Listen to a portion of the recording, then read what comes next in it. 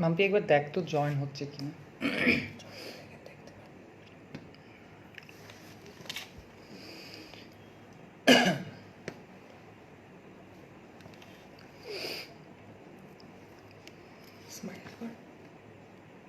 কেন স্টার্ট হয়নি, একবার দেখো। একটু এখানটায় আয়। কি হচ্ছে? স্মাইল কর। লাইভ চলছে। দুজন এসছে, আর কয়েকজন আসুক। দেখ তো একটু লাইভ শোনা যাচ্ছে কিনা একবার দেখ।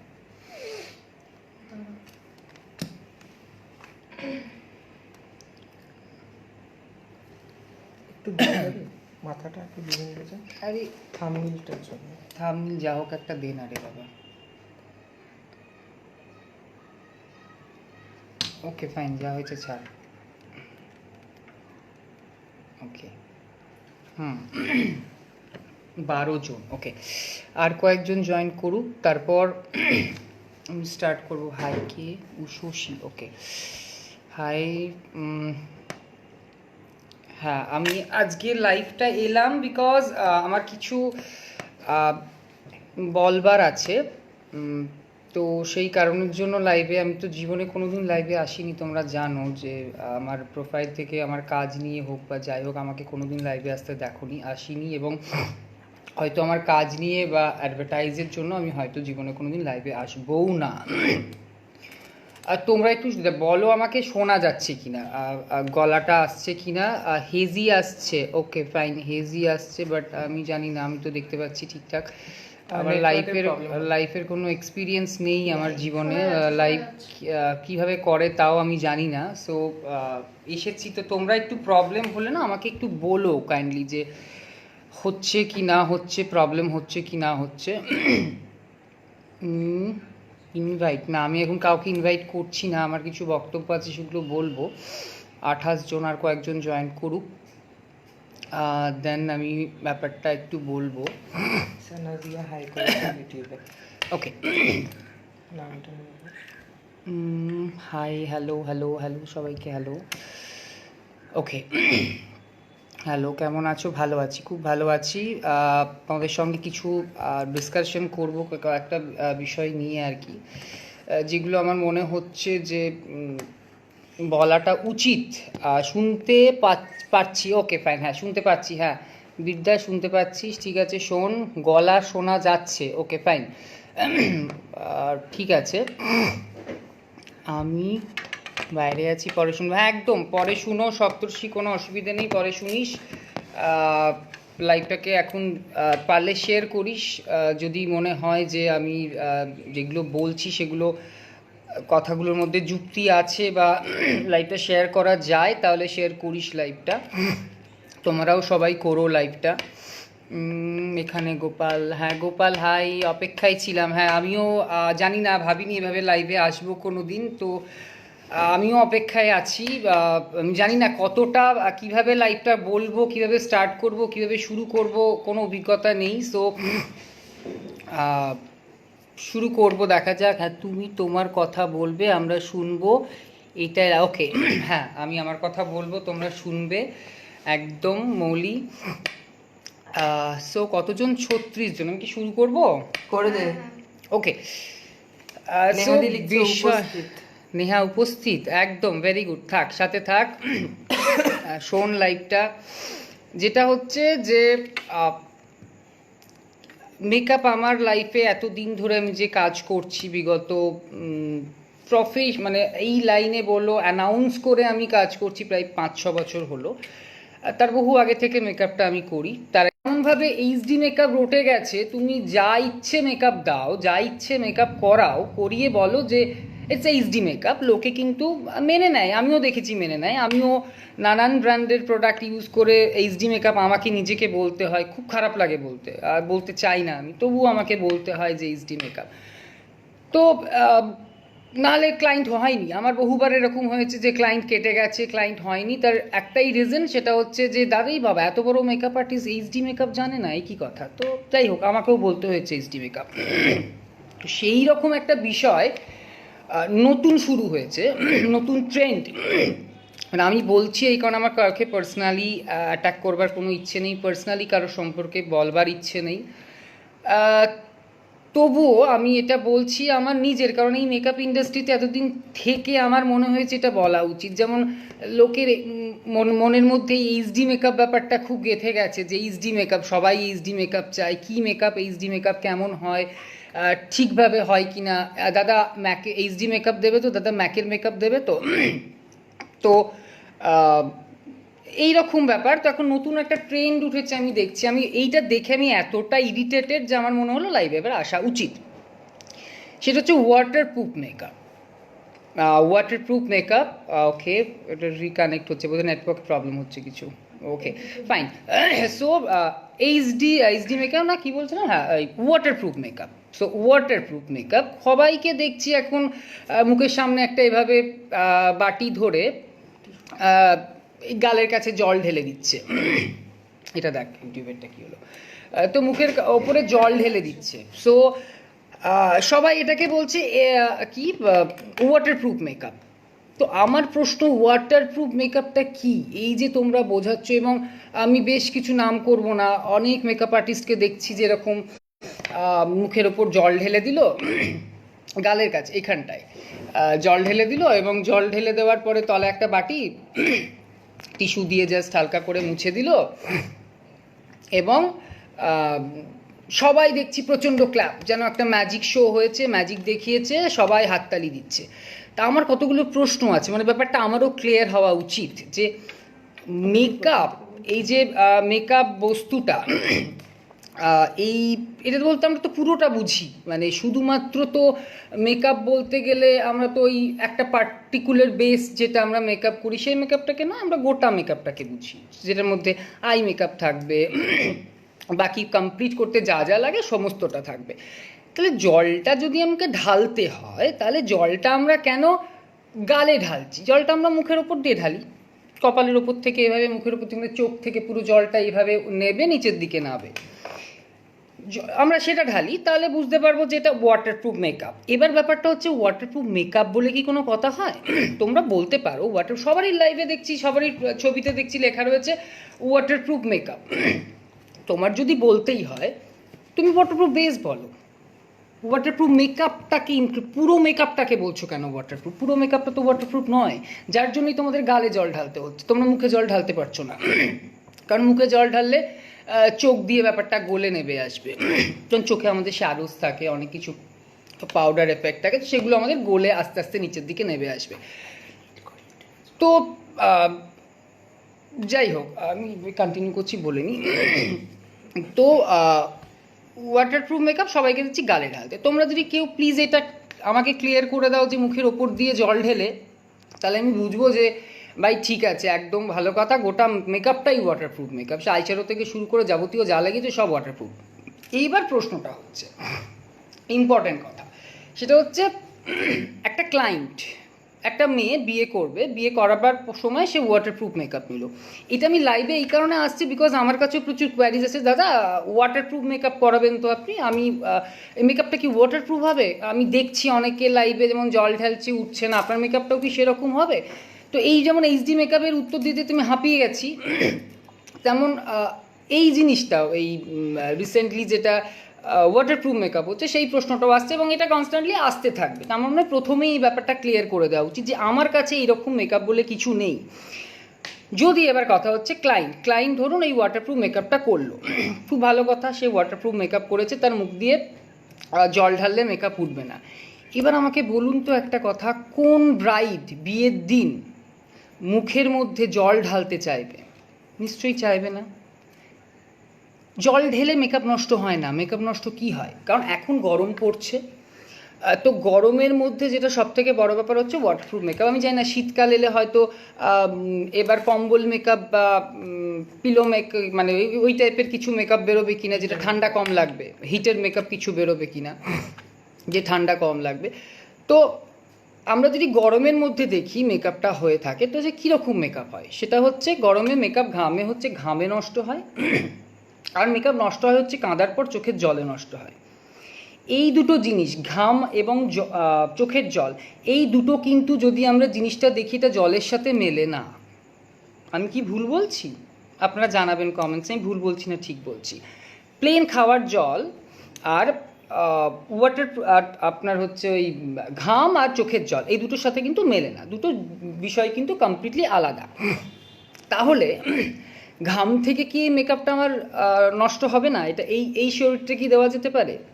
একটা পচা গরম আমরা বহু ক্লায়েন্টকে দেখতে পাই, এবং এই প্রবলেমটা খুব একটা প্রবলেম যে একটা ফ্যান ঠিক মতো থাকে না মেকআপ করতে গিয়ে অনেক জায়গায়। তো সেই জায়গায় গিয়ে মেকআপটা কি ঘাম হলে আইশ্যাডোজ গলবে না, বা চোখের মেকআপ কি জল ঘেমে গেলে চোখের কোনা দিয়ে জল বেরোলে সেটা কি চোখের কোনো ক্ষতি হবে না? তাহলে পুরো মেকআপটা তো ওয়াটারপ্রুফ মেকআপ হচ্ছে না, এটা বেস মেকআপ। এবং বেস মেকআপ, ওয়াটারপ্রুফ বেস মেকআপটা কনসেপ্টটা নতুন কিছু নয়। আমরা হ্যাঁ এখন না কেউ প্লিজ ফোন করবেন না।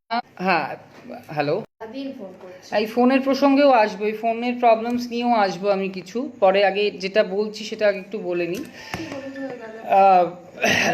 সেটা হচ্ছে কি বলছে, কত দূরে ছিলাম আমি? হ্যাঁ, তো বেস মেকআপ যেটা চোখের কোণে জলের মেকআপ বা জল গলে মেকআপ, সেই মেকআপটা কি উঠবে এখানে?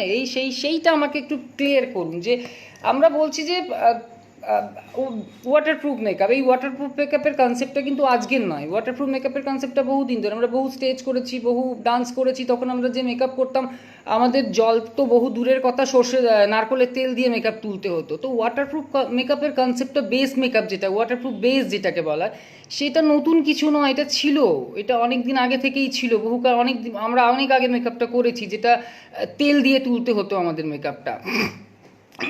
তো আমার মনে হয় যে এই যে তোমরা এই মেকআপটা আমরা বহুদিন আগে থেকে, তো এই মেকআপটা নতুন কিছু না। তো জল ঢেলে আমাকে প্রমাণ করবার কোনো প্রয়োজন নেই ক্লায়েন্টের কাছে। মানে আমি খুবই ইরিটেটেড, মানে এই লাইভটা দেখে আমি জীবনে কোনোদিন ভাবিনি আমাকে লাইভে আসতে হবে, বাট আসতে হলো আমাকে লাইভটা নিয়ে। যে জল ঢেলে মেকআপ তুলে দেখাতে হবে যে আমি ওয়াটারপ্রুফ। স্টুডেন্ট তোমরা করছো, ক্লাস করাচ্ছ, খুব ভালো কথা, কিন্তু স্টুডেন্ট আনবার জন্য আমাকে ওয়াটারপ্রুফ না আসতে না আসতে লোকে দেখছি ছুটছে ওয়াটারপ্রুফ মেকআপ। দেখলো অদ্ভুত ব্যাপার, ওয়াটারপ্রুফ মেকআপটা দেখার পরে লোকে হাততালি দিচ্ছে। হ্যাঁ সত্যি লাইভটা দরকার। হ্যাঁ থ্যাঙ্কস। হ্যাঁ সত্যি লাইভটা আমার মনে হয় দরকার ছিল। তো এইভাবে আমার মনে হয় না কোনো দরকার আছে। তুমি করো না, ক্লাস করো, তুমি লোককে, আমার কথা হচ্ছে তুমি বোঝাও, তুমি ভুলটা না বুঝিয়ে লোককে ঠিকটা বোঝাও না।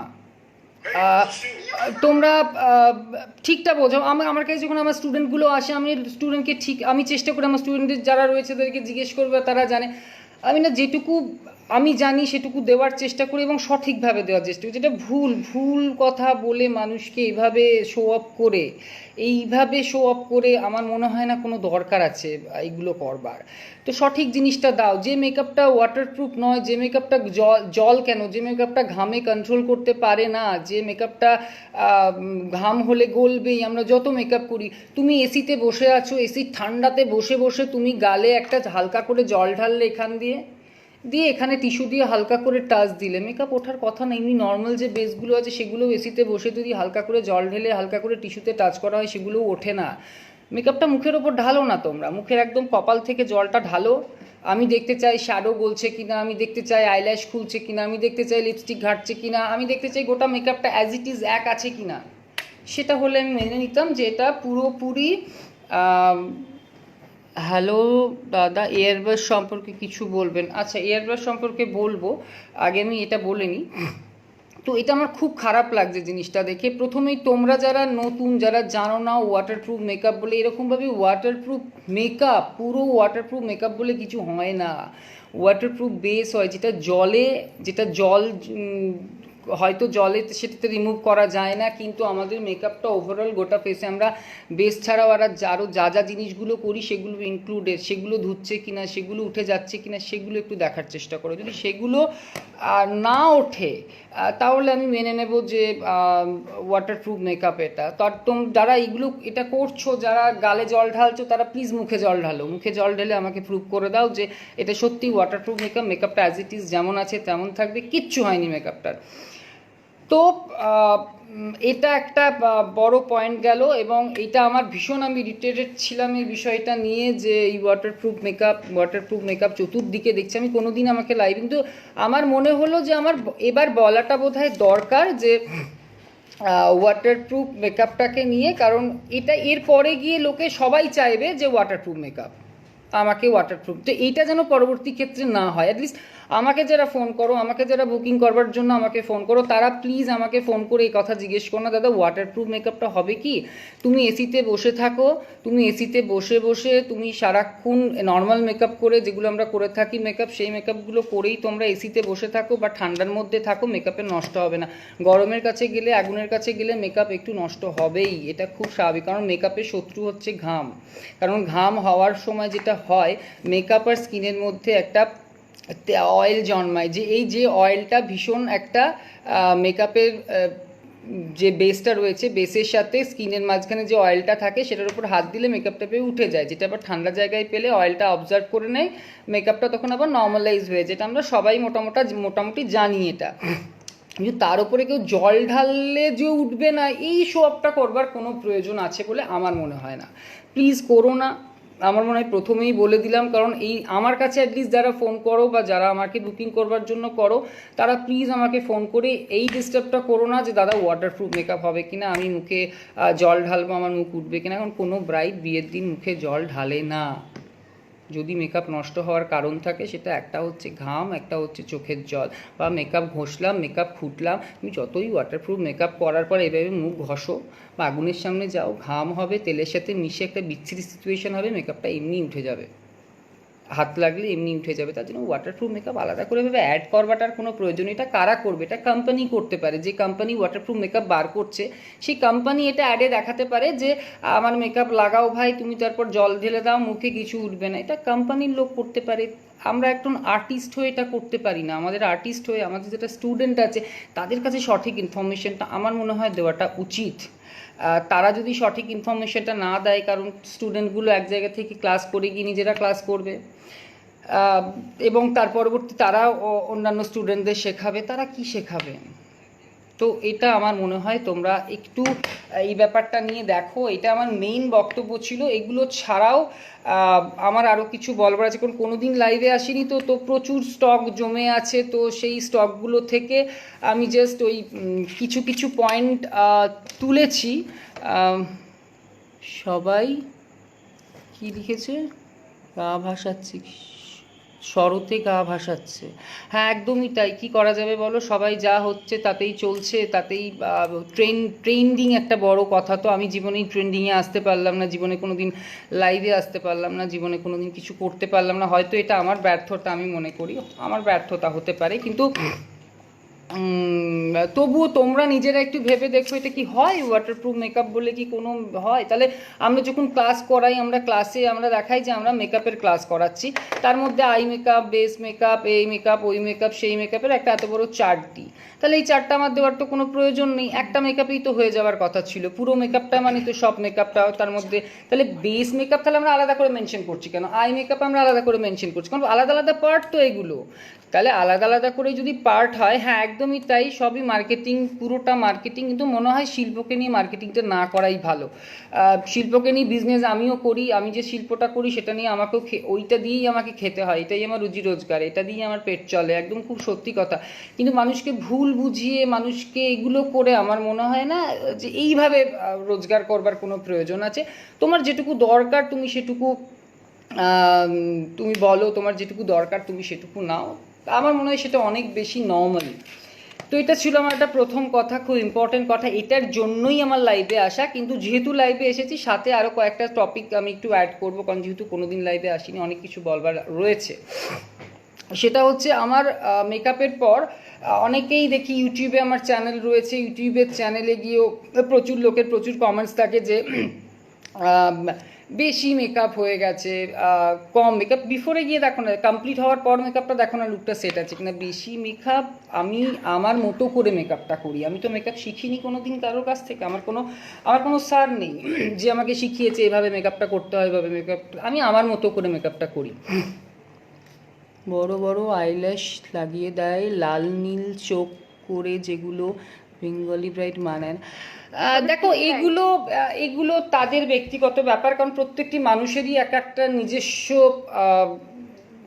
থাকে প্যাটার্ন, যে প্যাটার্ন ফলো করে মানুষে মেকআপ করে। সেটা কে কী করছে, ভালো লাগা না লাগা সেটা মানুষের উপর ডিপেন্ড করছে। মানুষ বলবে এটা ভালো না খারাপ, মানুষ পছন্দ করছে বলেই নিশ্চয়ই তারা করছে। তো আমি করি না এই ধরনের মেকআপ, আমার ভালো লাগে না বলে। তো যারা করছে তারা তাদের ব্যক্তিগত ব্যাপার, সেটা নিয়ে আমার কোনো মন্তব্য নেই। যে যেভাবে মেকআপটাকে যে যেভাবে করতে চায়, যে যেভাবে সাজাতে চায়, সে সেভাবে সাজাচ্ছে। প্রচুর কাজ আছে যেগুলো দেখে ভীষণ ভালো লাগে, প্রচুর কাজ আছে দেখে মনে হয় না করলেও পারতো। তো এটা নিয়ে আমি কথা বলতে চাই না, সম্পূর্ণ তাদের ব্যক্তিগত ব্যাপার, তারা তাদের মতো মেকআপটা করে, তারা তাদের মতো সাজায়। আচ্ছা, দ্বিতীয় হচ্ছে বেশি মেকআপ কম মেকআপ। তো হ্যাঁ, আমি একটু বেশি, আমার মেকআপ যদি ইউটিউবের ভিডিওতে দেখো আমি আমার মতো করে মেকআপ করি, মনে হতে পারে অনেকের বেশি মেকআপ, যাদের মনে হচ্ছে বেশি মেকআপ, আমি বেশি মেকআপ লাগাচ্ছি, স্কিন টোন থেকে ফেয়ার টোন দিচ্ছি বা ভালো লাগছে না, তারা আমার কাছে মেকআপ করো না। যাদের মনে হচ্ছে মেকআপটা করে ভালো হয়েছে, সুন্দর লাগছে, তারা আমার কাছে মেকআপ করো, বাকিরা করো না। আচ্ছা, বিফোর আফটারের ফটো, কেন আপনারা বিফোর আফটারের ফটো দেন? বিফোরের ফটোটা দেওয়ার কি খুব দরকার ছিল? ক্লায়েন্টে একটা মেয়েকে এইভাবে আপনারা এক্সপোজ করছেন এরকম বাজেভাবে। আরে ভাই, মেকআপটা আমি ওইখান থেকে শুরু করেছি। আমি মেকআপটা তার মুখে পুরো ক্লিন আপ করে দেওয়ার পরে যে ছবিটা আমি দিয়েছি, আমি সেই জায়গা থেকে মেকআপটাকে শুরু করেছি, তো আমাকে তো দিতেই হবে। এটাও তোমরা বলতে পারো ওয়ান টাইপ অফ বিজনেস। হ্যাঁ, আমি এইটুকু বিজনেস করি, এইটুকু বিজনেস আমি করি, এর বাইরে করি না। এইটুকুটা আমার মনে হয় প্রত্যেকটি মানুষের করা দরকার। কারণ তোমার মেকআপটা আমার দারুণ লাগে, থ্যাংক ইউ সো মাচ। দেখো, মেকআপ আরও দেখতে থাকো, মেকআপ করবো। হয়তো লাইভে এসে মেকআপ টিউটোরিয়াল আমি কোনো দিন করতে পারবো না, আমার দ্বারা হবে না সেটা, কিন্তু ফটোজ দেখতে পাবে, কাজ দেখতে পাবে, তো সেগুলো দেখতে পাবে, সেগুলো দেখো। হ্যাঁ, তো বিফোর মেকআপ আমি দেবো, বিফোরের ফটো আমি দেবো, আমি ক্লায়েন্টদেরকেও বলে দিই আমি ফটোটা দিচ্ছি। তো এটা নিয়ে যাদের প্রবলেম আছে তারা আমাকে বুক করো না। আর যাদের আমার মনে হয় আমি আজ পর্যন্ত যতগুলো ক্লায়েন্ট পেয়েছি তারা প্রত্যেকে ভীষণ অ্যাডজাস্ট করে আমার সাথে, যে না তুমি দাও এটা। তো অনেকে তো এরকমও বলে, দাদা আমার ছবি দাও, আমার ছবি দাও, তো ইউটিউবে আমার ভিডিও করো, তো এগুলোও থাকে। তো সব ধরনের ক্লায়েন্টই পাই। তো এই ধরনের যাদের বক্তব্য রয়েছে তারা যদি মনে হয় যে আমি বিফোরের ফটো দিই, আপনারা করবেন না, না করতে পারেন, সেটা আপনাদের ব্যক্তিগত ব্যাপার। আচ্ছা, আর আমি একদিনে একটাই কাজ করি, গিয়ে হলে, আর বাড়িতে হলে, স্টুডিওতে হলে আমি দুটো কাজ করি, এর বেশি কাজ করি না। কারণ কোথাও গিয়ে আমার কাজের মনে হয় যে আমার কাজের কোয়ালিটিটা ভীষণভাবে ইম্পর্টেন্ট, আর আমার কাছে আমার কাজের কোয়ালিটিটা ভীষণ ইম্পর্টেন্ট। কারণ পুরো মেকআপটা আমি করি, যাকে আমি বুক করি পুরো টাকা দিয়ে, যে আমাকে পুরো বুক করে, আমি তাকে পুরো মেকআপটা করি। কারণ মনে হয় যে একটা মানুষ যখন আমাকে এতগুলো টাকা দিয়ে বুক করছে, কারণ আমি যে রেটটা নিই সেটা খুব একটা কম অ্যামাউন্ট নয়, তো যে এটা আমি নিই আর কি, তো সে যখন আমাকে এতগুলো টাকা দিয়ে বুক করছে, আমার দায়িত্ব তাকে পুরো মেকআপটা আমার করার। কারণ সে আমার মুখ দেখে আসছে, আমার কাছে সাজবে বলে আসছে। তো আমি এটা করি না যে একসাথে অনেকগুলো বুকিং নিয়ে সামলাতে পারলাম না, অন্য কাউকে দিয়ে করালাম মেকআপটা, স্টুডেন্টদের দিয়ে করালাম বা হ্যান্ডসদের দিয়ে করালাম, আমি এটা করি না। হ্যাঁ, অনেকের প্রশ্ন ছিল যে আমি কি একদিনে একটাই কাজ করি, অনেকে বলে যে দাদা তুমি তো 3-4টে কাজ নিতে পারো না, আমি নিই না 3-4টে কাজ, আমি একদিনে একটাই কাজ করি যদি গিয়ে হয়, আর যদি স্টুডিওতে হয় দুটো কাজ করি, কারণ এর বেশি দৌড় আমার নেই। আচ্ছা, এবার আর কয়েকটা কোশ্চেনের আনসার দেবো, সেটা হচ্ছে কয়েকজন আমাকে যেগুলো হয়েছে আমি একটু পয়েন্ট করে রেখেছি, সেগুলো আমি দেখে বলছি, যেগুলো আছে আর কি। যে অনলাইন ক্লাস, হ্যাঁ অনলাইন ক্লাস আমি করাই না। অনেকেই ফোন করো, আমার যেহেতু ইউটিউব চ্যানেল আছে, প্রচুর বাইরের মানুষ আমার কাজ দেখে, শুধুমাত্র ওয়েস্ট বেঙ্গল না, ওয়েস্ট বেঙ্গলের বাইরে প্রচুর মানুষ আমার কাজ দেখে, তো তারা আমার ক্লাস জয়েন করতে চায়। You are the best, thank you. তো আমি হয়তো সবারই কমেন্টস পড়তে পারছি না, যেহেতু আমি এখন বলছি, তো আমার এই লাইভ পড়তে পড়তে কমেন্টস করা বা দেখা এটার অভ্যেস আমার নেই, তো একটু হয়তো তোমাদেরকে মানিয়ে নিতে হবে। সো আমি যেটা বলছি, হ্যাঁ অনলাইন ক্লাস, তো আমি অনলাইন ক্লাস করাই না। প্রচুর লকডাউনের জন্য প্রচুর মানুষ আসতে পারছে না যারা কলকাতায় এসে ব্যাচ জয়েন করে আমার, কিন্তু আমি যেহেতু অনলাইন ক্লাস করাই না, প্রচুর মানুষ আমাকে ফোন করে প্রত্যেক দিন যে দাদা অনলাইন ক্লাস করাও, দাদা অনলাইন ক্লাস করাও।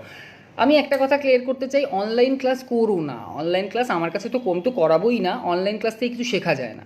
অনলাইন ক্লাসও যা, ভিডিও দেখাও তাই, ঠিক আছে? এই যে বক করে বকছি, এখানে খুব বেশি হলে আমি একটা মেকআপ করতাম, বক করে কিছু কথা বলতাম, এর বাইরে কিছু হয় না। এইভাবে মেকআপ শেখানো হয় না, কারণ আমি যেভাবে মেকআপটা শেখাই, আমার ক্লাসে যেটা করি সেটা হচ্ছে হ্যান্ড প্র্যাকটিস করে মেকআপটা শেখাই, প্রত্যেক দিন আমি আমার ক্লাসে কোনো দিন এরকম হয় না যে 10 দিনের ক্লাস করাই। আমি একটু বলে নিই, আমার ক্লাস 10 দিনের হয়। অনেকেই জিজ্ঞেস করো, হ্যাঁ 10 দিনের ক্লাস হয় আমার। অ্যামাউন্টটা আমি বলছি না, অ্যামাউন্টটা ফোন করে জিজ্ঞেস করে নেবে। তোমার মেকআপ খুব পারফেক্ট, একদম তমালিকা, তোমাকে সাজিয়েও আমার খুব আমি ভীষণ স্যাটিসফাইড, ছবিগুলো ভীষণ ভালো এসেছে, তোমাকে দেখতেও ভীষণ ভালো লাগছিলো, thank you so much. Okay, so আমার ক্লাসটা হয় টানা 10 দিনে। 10 দিনের মধ্যে আমি একদিন ডেমোস্ট্রেশন রাখি, যে ডেমোস্ট্রেশন দেখাতে হয় সেটা আমি একদিন রাখি।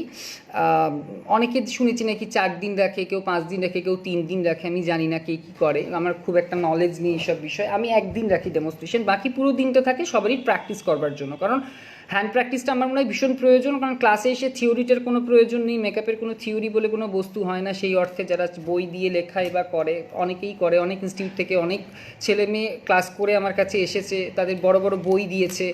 হয় না, মেকআপ করতে গেলে থিওরি থেকে প্র্যাকটিক্যালটা বেশি ইম্পর্টেন্ট দরকার হয়। তোমার কাছে শেখা সত্যি খুব ভালো লেগেছে, thank you so much, thank you so much. তো তোমরা এখানে এসে আমার মনে হয় আমি যেহেতু হ্যান্ড প্র্যাকটিসটা করাই এবং লাস্টে এক্সাম থাকে, তো এইভাবে আমার ক্লাসটা চলে। কোনো রকমই থিওরি লেখালাম প্রচুর দিন, 3 দিন 4 দিন ধরে, আজকে বেঙ্গলি লুক, আজকে এই লুক, আজকে সেই লুক, হ্যানো লুক তেন লুক, হয় না। মেকআপের বেসটা একই রকমভাবে করতে হয়, লুকস ডিফারেন্স হয় শুধুমাত্র সাজের ওপর হয়তো কলকা করলাম না, হয়তো হেয়ার স্টাইলটা চেঞ্জ করলাম, বেসটা আমাদের একই থাকে। সো আমাদের প্র্যাকটিসটা বেশি ইম্পর্টেন্ট, আমি মেনলি প্র্যাকটিসটা করাই এখানে, হ্যান্ড প্র্যাকটিসটা হয়। আর হচ্ছে অনেকের প্রশ্ন থাকে দাদা ক্লাসে এসে, দাদা এখানে কী কী ব্রাইড শেখানো হবে, মুসলিম ব্রাইড শেখানো হবে, বেঙ্গলি ব্রাইড শেখানো হবে, নন বেঙ্গলি ব্রাইড শেখানো হবে, হলদি লুক শেখানো হবে। আরে বাবা, মেকআপটা শেখো না, মেকআপটা শিখলে সব মেকআপ নিজেরাই করতে পারবে। হেয়ার স্টাইল কিছু চেঞ্জ হবে, সেগুলো করলে নিজেরাই করতে পারবে। এর আলাদা আলাদা করে মেকআপ হয় না, আলাদা আলাদা করে কোনো বিষয় হয় না যে আমাকে মুসলিম ব্রাইড হলে আমাকে এভাবে সাজাতে হবে, আমাদের বেঙ্গলি ব্রাইড হলে একটা এরকম সাজাতে হবে, নন বেঙ্গলি ব্রাইড হলে এরকমভাবে সাজাতে হবে, এরকম কোনো হয় না। বেসিকটা একই থাকে সব ব্রাইডে, বেসটা যেভাবে অ্যাপ্লাই করতে হয় আই ফাংশন অবধি সব একই থাকে। তো ওইভাবে প্লিজ, ওইভাবে হয় না, ওইভাবে কেউ জিজ্ঞেস করো না। আচ্ছা, এটা গেল। এরপরের হচ্ছে আমি একটা জিনিস আমার সম্পর্কে কয়েকটা জিনিস আমি শুনেছি, সেটা নিয়ে আমি একটু ক্লিয়ার করব। সেটা হচ্ছে আমি নাকি স্টুডেন্ট, আমার যখন স্টুডেন্টরা বলে, যারা আমার তো বহরমপুরে একটা ব্যাচ হয়, তো আমার বহরমপুরের যেহেতু ব্যাচ হয়, কলকাতায় একটা ব্যাচ হয়, বহরমপুরে অনেক আউটসাইড থেকে অনেক লোকজন আসে, তাদের পক্ষে কলকাতায় গিয়ে প্রোডাক্ট নেওয়া সম্ভব হয় না। তো আমাকে অনেকেই বলে, দাদা আমাকে প্রোডাক্টটা তুমি এনে দিও। প্রথমত আমি বলি আমি আনতে চাই না প্রোডাক্ট, তোমরা নিজেরা গিয়ে দোকান থেকে কিনে নাও প্রোডাক্ট। আমি দোকানের নাম বলছি, যাও গিয়ে কিনে নাও, বা এখন অনেক অনলাইনে অনেক জায়গা থেকে প্রোডাক্ট পাওয়া যায়, আমি লিঙ্ক দিচ্ছি, সেখান থেকে প্রোডাক্ট তোমরা কিনে নাও। কিছু মানুষ থাকে যারা যেতে পারে না, দাদা তুমি এনে দিও। তো আমার এরকম নাকি আমার সম্পর্কে শোনা গেছে, তো আমিও সেটা শুনেছি, আমার কানে এসেছে যে আমি নাকি প্রোডাক্টের দাম বেশি নিই। আচ্ছা, এবার আমি একটা ছোট্ট করে কথা বলি। আমি কলকাতা থেকে আমি কলকাতায় যাব, কলকাতা থেকে প্রোডাক্টগুলো 5 দোকান ধরে কালেক্ট করব, আমার কাছে নিয়ে আসবো, সেটাকে গাড়ি করে একদম বাচ্চার মতো যত্ন করে নিয়ে যাব বহরমপুর, তারপর আমি স্টুডেন্টগুলোকে দেব। কেউ যদি মনে করে থাকে আমি ট্রান্সপোর্টটা আমি আমার নিজের পকেট থেকে দেবো, সেটা খুব ভুল কথা। আমার সত্যি কথা বলতে আমি একটুও ভয় পাই না, আমি তোমাদের সামনেখানেই বলছি, আমি করি না। আমার যে প্রফিটটুকু হয় সেই প্রফিটটুকু আমি রাখি হচ্ছে আমার ট্রান্সপোর্টেশনের জন্য, আমাকে প্রফিটটুকু রাখতে হয়। যে ওভারঅল ডিসকাউন্ট আমি পাই প্রোডাক্ট কিনে, সেটা আমি রাখি, আমার সেটুকু লাগে। কারণ না হলে আমি আমার নিজের ঘরের টাকা দিয়ে 500 1000 টাকা ক্যাফেয়ার দিয়ে গিয়ে আমি কারোর প্রোডাক্ট নিয়ে এসে বাড়িতে দিতে পারবো না। I am sorry to say, আমার ওইটুকু আমি সেটা স্টুডেন্টদেরকে বলে দিই, যে আমার প্রত্যেকটা স্টুডেন্ট জানে, তাদেরকে আমি সামনেখানে বলে দিই, দেখ আমি কিন্তু এই যে প্রফিটের প্রোডাক্ট আমি রাখি, কারণ আমার গাড়ি ভাড়া লাগে, আমাকে সেটা বহরমপুর অবধি পৌঁছে দিতে হয়, তা আমি এটা রাখি, আমি এটা রাখবো, ঠিক আছে। তাদের মধ্যে বহু লোকের মত হচ্ছে, দাদা তুমি আমার তো কলকাতায় গেলে অনেক বেশি খরচ হয়, আমার কোনো অসুবিধে নেই। আবার কিছু মানুষ আছে পেছনে গিয়ে বলে যে না তুমি দাম বেশি নাও প্রোডাক্টের, বলো। আমি বলছি তো, আমি ওপেনলি বলছি, আমি এইটুকু প্রোডাক্টের দাম বেশি রাখি, কারণ না রাখলে আমার এটা বিজনেস নয়, প্রোডাক্ট এনে দেওয়াটা আমার বিজনেস নয়,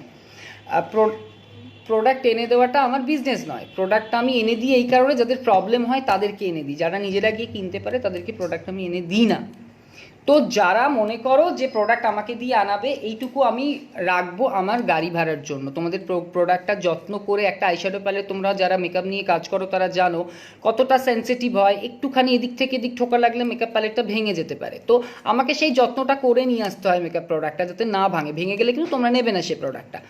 তো আমার স্টুডেন্টরা ভীষণ কোঅপারেটিভ, আমার স্টুডেন্টরা বহু স্টুডেন্ট আছে তারা এটাকে একদম বলে যে একদম তুমি ঠিক করো দাদা। এবং আমার স্টুডেন্টরা যথেষ্ট, আমি বলবো না আমি আজ পর্যন্ত এতজনকে শিখিয়েছি, আমার স্টুডেন্ট ভাগ্যটা হয়তো খুব ভালো, আমার স্টুডেন্ট ভাগ্যটা হয়তো খুব ভালো। তারা এখনও তাদের সঙ্গে স্টিল আমার কন্ট্যাক্ট আছে, খুব ভালো সম্পর্ক তাদের সাথে আমার। তারা আসে আমার ক্লাস হলে, তারা নতুন ব্যাচ হলে তারা একদিন করে আসে, গল্প করে, আড্ডা মারে। এছাড়াও ক্লাসের বাইরেও আমরা আড্ডা মারি, গল্প করি। তো সম্পর্কটা আমার খুব ভালো। সো এটা একটা ব্যাপার হলো আমার প্রোডাক্টের দাম নিয়ে। এরকম বাজে শোনা গেছে, যারা শুনেছো তারা ঠিক শুনেছো, কিন্তু যেটুকু আমি নিই সেটুকু তাদেরকে বলে নিই ট্রান্সপোর্টের জন্য, ঠিক আছে? এরপরেও নেব, এরপরে যারা মনে করবে প্রোডাক্ট আনাতে আনাবে, যারা মনে করবে না আনাবে না। ওকে, এইবার চলে আসি হচ্ছে আর একটা টপিক, সেটা হচ্ছে এটা বহু দিনের আমার একটা, আমি তো কোনোদিন লাইভে আসিনি বলে আজকে বলছি সব একসাথে। সেটা হচ্ছে কনসেপচুয়াল স্টোরি। আমি কলকাতায় মনে নেই, আমি বোধহয় বহু আগে থেকে কনসেপচুয়াল স্টোরি করি একদম। তুমি কাজের জন্য কত দূর অবধি ট্রাভেল করো? আমি ট্রাভেল করি ওয়েস্ট বেঙ্গলে, তো মোটামুটি সব জায়গাতেই করি, ওয়েস্ট বেঙ্গলের বাইরেও যাই যদি আমার ডেট খালি থাকে। ওকে, সো হচ্ছে ফটো স্টোরি। এখন খুব একটা মাঝখানে দেখছি উঠেছে ফটো স্টোরি, সবাই ফটো স্টোরি বানাচ্ছে। তো তাদের কাছে আমার একটাই জাস্ট রিকোয়েস্ট যে তোমরা ফটো স্টোরি বানাও, খুব ভালো করো, কিন্তু আমি নিজেও খুব একটা বইপত্র পড়তে ভালোবাসি না, পড়িও না ইনফ্যাক্ট। কিন্তু যখন কোনো কাজ করছো বা যখন কারোর কোনো গল্প নিয়ে তোমরা কাজ করছো, প্লিজ তার আগে একটু পড়াশোনা করো, খুব দরকার পড়াশোনা করাটা। বিকজ অনেকের কাজ দেখতে পাই, ছবিগুলো এত ভালো দেখতে, অসাধারণ অসাধারণ মেকআপ, অসাধারণ তোমার কস্টিউম, অসাধারণ ফটোগ্রাফি, কিন্তু গল্পতে গিয়ে না কোথাও যেন মনে হয় সব শেষ করে দিল। সো গল্পটা, কারণ যখন কনসেপচুয়াল করছে, এমনি ফটো স্টোরি যেটা আমরা নর্মাল যখন আমরা শ্যুট করি তার মধ্যে মেকআপ অ্যান্ড ড্রেস জুয়েলারিটা ভীষণ ইম্পর্টেন্ট থাকে। হ্যাঁ এসে গেছিস, ঠিক আছে শোন।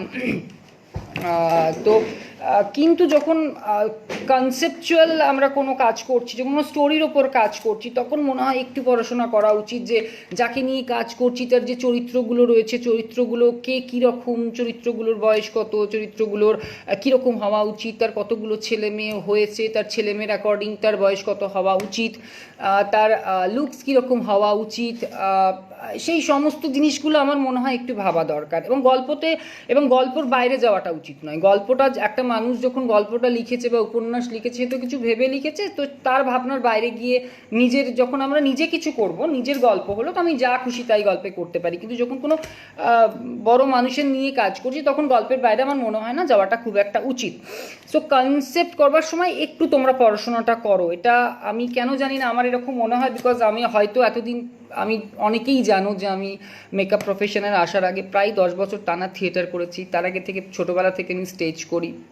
তো আমি হয়তো আমার কাজগুলো যদি তোমরা দেখো তাহলে দেখবে যে একটা গল্প থাকে। নর্মাল কোনো ফটো স্টোরিগুলো যখন আমরা সাজাই, ওপরে ক্যাপশনগুলো দিই, সেই টোটাল ক্যাপশনগুলো তোমরা যখন কানেক্ট করবে একটা স্টোরি রিলেট হবে। তো তোমরা চেষ্টা করো এই ব্যাপারটা, যে ভালো কাজ দেখতে জানো তো ভীষণ ভালো লাগে। আমি তো সবার কাজ দেখি, আমি স্টেটাস যখন ওয়ান ডেজ তো স্টেটাস দেয়, সেগুলো দেখি কার কী কাজ করেছে, কী ধরনের কাজ করেছে, ভালো কাজ খারাপ কাজ সব কাজ দেখি, তোমরাও দেখো। কিন্তু রাধা, হ্যালো, হ্যাঁ রাধা এসছিস। তো এটাই বলবো, তোমরা কনসেপ্টটা নিয়ে একটু প্লিজ এইরকমভাবে ছেলে খেলা করো না। কনসেপ্টগুলো নিয়ে এত ভালো ছবি, এত ভালো মেকআপ, এত ভালো ড্রেস, এত ভালো জুয়েলারি, কোথাও গিয়ে গল্পের মাঝখানে এক ফোঁটা ফেলে দিয়ে, চোনা ফেলে দিয়ে পুরো গল্পটাকে পুরো শেষ করে দেওয়া হলো। তো এইগুলো আমার মনে হয় একটু দাদা একটা না রে, হবে না, এটা পড়তে পারছি না, তুই বাড়িতে আসিস তখন কথা হবে। সো হ্যাঁ, তো ঠিক আছে, বুঝতে পেরেছি। আর নিজের পোলটা খোলাস না লাইভে এসে পিয়ালি। সো লাইভটা দেখ, আর ভালো লাগলে শেয়ার করিস, যদি মনে হয় কথাগুলো আমি ঠিক বলছি তো শেয়ার করতে পারিস। তো এই ব্যাপারটা হচ্ছে ফটো স্টোরি, সবাই এখন ছবি ছাড়ে, কনসেপ্ট একটা কিছু করলো বা দুঃখের সিন দিয়ে দিল, একটা আনন্দের কনসেপ্ট সরি একটা ক্যাপশন তুলে ধরে দিয়ে দিল, গল্পটার সঙ্গে যাচ্ছে কিনা, স্টোরিটার সাথে যাচ্ছে কিনা বা ছবিটার সাথে যাচ্ছে কিনা একটু দেখে আমার মনে হয় দেওয়াটা উচিত। তাহলে হয়তো তোমাদের জিনিসটা আরও দেখতে ভালো হবে, কারণ ভালো জিনিস দেখতে সবার ভালো লাগে, ভালো জিনিস দেখতে সবাই চায়। এবং কারণ এই কথাগুলো কেন বলছি জানো তো, আজকে হঠাৎ মনে হবে যে তুমি হঠাৎ লোকের কনসেপ্ট নিয়ে কেন এরকম ক্ষেপে উঠলে। তা কেন বলছি, বিকজ আমি দেখেছি আমার যখন কনসেপ্টগুলো এত খেটে এত পড়াশোনা করে কনসেপ্টগুলো বানানোর পরে লোকে যখন অযৌক্তিক খুঁত বার করবার জন্য খুঁত বার করে, যেটার কোনো দরকার ছিল না। একটি গ্রামের মেয়ের রিং ফিঙ্গারে কেন আংটি থাকবে, তার তো বিয়ে হয়নি এখনো, বা না সরি, তার রিং ফিঙ্গারে আংটি আছে কেন, মিডল ফিঙ্গারে আংটি, তার তো বিয়ে হয়ে গেছে, তো রিং ফিঙ্গারে আংটি যাওয়ার। এরা জানে না যে গ্রামের একটা পাড়াগাঁয়ের মেয়ের এই রিং কনসেপ্টটাই তখন গ্রামে নেই, এটা বিদেশি কালচার, তো সেটা সবাই জানে না, একটু মন্তব্য একটা করতে হবে। কিন্তু ওই কিছু ছবিতে আমি দেখি অজস্র ভুল ছবির মধ্যে কিন্তু সব ওয়াও ছাড়া কোনো কমেন্টস নেই।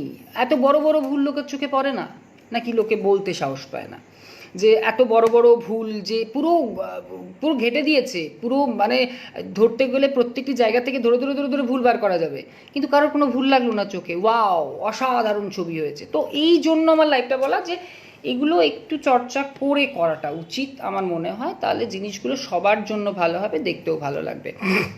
আচ্ছা, আর লাস্টে হচ্ছে একটা কথা, সেটা হচ্ছে ফোন কল, যেটা বলছিলাম বারবার ফোন ঢুকছিল, তো সেটা হচ্ছে ইউটিউবে আমার নাম্বারটা দেওয়া আছে সবসময়, যদিও সে নাম্বারটা আমি ধরি না, আমি থাকি না এই নাম্বারটা। রূপম এসেছিস, খুব ভালো, দেখ যদি ভালো লাগে লাইভটা প্লিজ শেয়ার করিস, ওকে।